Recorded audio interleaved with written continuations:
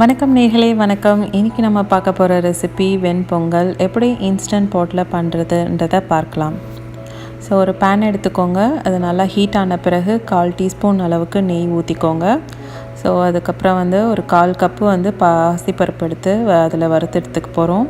So 1 cup Sona Masoori use பண்ணியிருக்கேன். 1 cup ஏதாவது பச்சரிசி, சோனா மசூரி அந்த மாதிரி யூஸ் பண்ணிக்கலாம். தண்ணி சூடு பண்ணுறதுக்கு ஸ்டீம் மோடை செட் பண்ணிக்கிட்டேன். ஸ்டீம் மோடில் 15 மினிட்ஸுக்கு ஹை ப்ரெஷரில் இருக்க போது. ஸோ இது அப்படியே அந்த செட்டிங்ஸை நீங்கள் ஃபாலோ பண்ணுங்கள். இதுக்கு தண்ணி 4.5 கப்பு அளவுக்கு தண்ணி ஊற்றிருக்கேன்.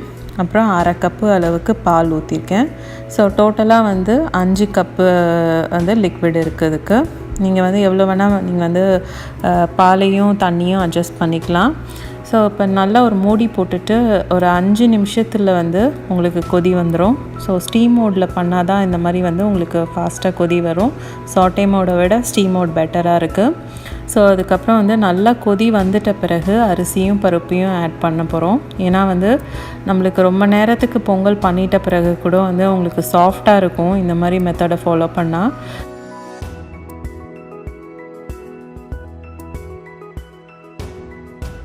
ஸோ இந்த அரிசி சோனா மசூரி அரிசி அது கழுவி நல்லா 1/2 hour ஊற வச்சிட்ட பிறகு ஆட் பண்ணுங்கள். இதுக்கு தேவையான அளவுக்கு உப்பு, அப்புறம் பெருங்காயத்தூள் ஒரு 1/4 டீஸ்பூன் அளவுக்கு போட்டு நல்லா மிக்ஸ் கொடுத்துக்கோங்க.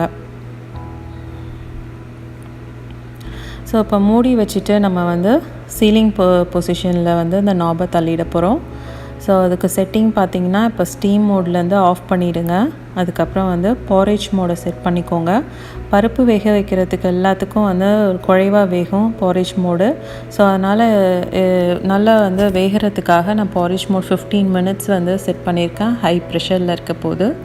ஸோ மீன் டைம் நம்ம அதுக்குள்ளே முந்திரி பருப்பை நம்ம வறுத்தெடுத்துக்கலாம். ஸோ 3 டேபிள் ஸ்பூன் அளவுக்கு நெய் ஊற்றிக்கோங்க. அதுக்கப்புறம் ஒரு 2 டேபிள் ஸ்பூன் அளவுக்கு எண்ணெய் ஊற்றிக்கோங்க. ஸோ நீங்கள் எது வேணால் போட்டுக்கலாம். ஃபுல்லாகவே நெய் கூட போட்டுக்கலாம். இட்ஸ் உங்களோட சாய்ஸ் தான். அதுக்கப்புறம் தேவையான அளவுக்கு முந்திரி பருப்பு எடுத்து நல்லா வறுத்தெடுத்துக்கோங்க. ஸோ இதுக்கு தேவையான சீரகமும் மிளகு போட்டுக்க போகிறோம்.